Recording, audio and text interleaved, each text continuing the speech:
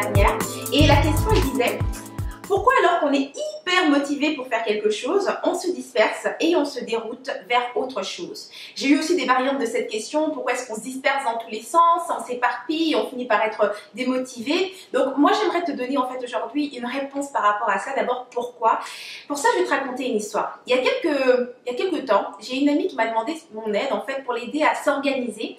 Elle devait envoyer une demande de renouvellement pour sa licence de psy. Et elle avait un tas d'autres trucs qui allaient en même temps. Bref, elle avait besoin de mon aide pour organiser un petit peu son agenda et réaliser ses choses. Donc j'arrive et je lui dis, bon bah, comment est-ce qu'on va faire ça? Je lui demande déjà, bah, pour ce qui est du renouvellement de ta licence, on le met quel jour? Voilà, ok, d'accord, on va commencer par ça. Et puis là, je dis, ok, mais qu'est-ce que tu auras besoin de faire pour renouveler? Oh non, rien d'autre, je mets juste renouveler la licence. Dès que je suis prête, je sais quand je vais le faire, c'est bon, je vais le faire tout de suite. Et je lui demande, mais c'est quoi les trucs que tu dois faire pour ça? Ah non, non, c'est bon, je dois trouver tel document, mais je sais où c'est. Dès que je suis prête, je le fais, puis ça va pas prendre beaucoup de temps, c'est juste de le caler dans mon planning. Tu vois là, ce que je viens de te raconter, c'est vraiment le problème qu'on a. Généralement, tu vois, on voit un projet et on se dit, voilà, je vais le faire de telle façon, ou en tout cas, on le laisse rouler dans notre tête et on va un peu là où nos idées nous mènent. Et c'est ça en fait l'erreur, c'est pourquoi on s'éparpille dans tous les sens et c'est pour ça qu'on se disperse et qu'on finit par perdre sa motivation parce qu'il n'y a rien qui avance. Donc aujourd'hui, je vais te donner en fait 3 étapes pour organiser tes projets de façon efficace. Alors la première chose que tu as besoin de déterminer quand tu veux travailler sur un projet, c'est combien de temps est-ce que tu veux mettre sur ce projet. Tu vois, parce que tu dois tenir compte des autres aspects de ta vie. Tu sais, tu as le travail, tu as peut-être des enfants, tu as d'autres responsabilités, tu as un conjoint, peu importe ce que c'est, mais tu as un certain nombre de temps pour faire ce projet-là. Donc c'est la première chose à déterminer, le temps que tu as.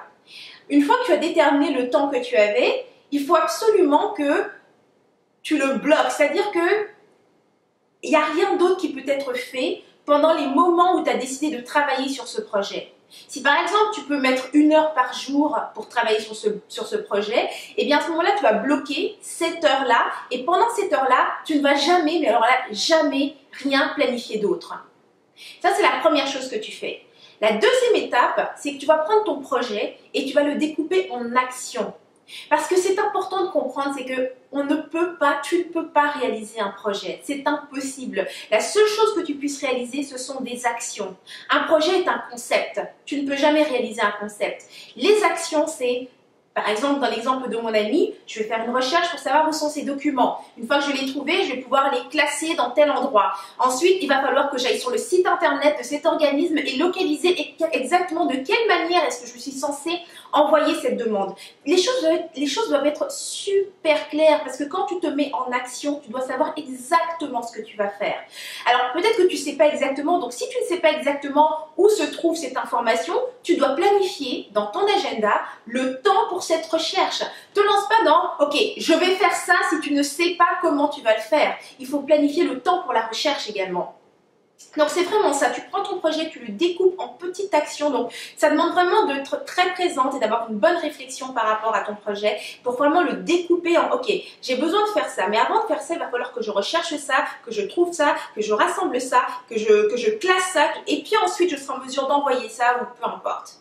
Maintenant, la troisième étape, c'est de t'ajuster. Il faut que tu sois souple par rapport à ton planning parce que tu auras eu beau bloquer du temps et ensuite découper ton projet en action. Au moment où tu vas te mettre en action, admettons que tu cherches donc des documents chez toi que tu dois envoyer, tu pensais qu'ils étaient dans le tiroir de bas à gauche dans ton bureau, puis finalement tu les cherches à cet endroit, tu les trouves pas. Finalement la recherche t'a pris peut-être 1 heure, ce qui a décalé tout ce que tu avais à faire. Il faut que tu t'ajustes. Et à ce moment-là, quand je dis qu'il faut que tu t'ajustes, c'est pas juste de dire ok, ce qui reste je le ferai demain. Tu dois revenir sur ton agenda et prendre les éléments et voir réellement ok, maintenant que je l'ai fait, est-ce que réellement ça me prenait ce temps-là? Peut-être que ça te prend plus de temps que tu ne l'avais imaginé. Là, tu réajustes le tout. Il n'y a rien de plus démotivant que d'avoir un planning et d'avoir estimé un certain temps pour faire les choses et de se rendre compte que tu n'avances pas selon ton plan. C'est pourquoi c'est très important de revenir à ton plan et de l'ajuster en fonction de la réalité. Ce que tu avais visualisé ou prévisualisé, tes prévisions, peu importe, doivent s'ajuster à la réalité quand tu vas passer à l'action. Donc voilà, c'était donc les 3 étapes que j'avais à te donner pour avoir une planification efficace, donc pour vraiment organiser tes projets de façon efficace. Maintenant, j'aimerais savoir, toi, comment tu fonctionnes. Peut-être que tu as d'autres idées, une autre façon de planifier tes projets. J'aimerais que tu laisses ça dans les commentaires. Quelle est la chose numéro 1? Par quoi est-ce que tu commences quand tu as un projet? Quelle est la première chose que tu fais? Moi, comme je t'ai dit, l'étape numéro 1, c'est de bloquer du temps pour faire cette chose-là. Est-ce que toi, tu fais autre chose? J'aimerais vraiment le savoir. Laisse ça dans les commentaires. Voilà, donc ça termine cette inspiration. Si tu as aimé cette capsule, bien sûr, clique sur j'aime, partage autour de toi.